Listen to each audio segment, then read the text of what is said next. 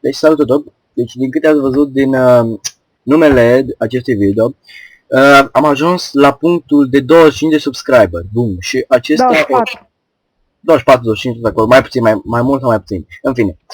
Și vrem să facem iară jocuri random cu voi. Deci o să pun 3 jocuri random în descriere și voi trebuie să agenți toate 3, să puneți comentarii cu ce vreți. Și o să joc cu voi, de exemplu, dacă puneți Minecraft, o să facem Hunger Game sau Survivor. Și o să ne omorâm între noi. Da. După aceea, dacă, de exemplu, alegeți LOL, da, o să fac o cameră și o să zic, dacă suntem 6, 3v3, sau dacă suntem 10, 5v5. Bă, facem așa și dacă nu ne ajung, mai facem și data viitoare. Frate, eu nu joc LOL. Deci nu LOL. Bine. Păi... Bă, mai mult o să fac, bă, dacă nu joci LOL, o să joci cu mine. În fine, continuăm, ca să nu durează prea mult. Și ultimul joc, o să mă gândesc eu foarte bine ce să pun. Deci, asta a fost tot.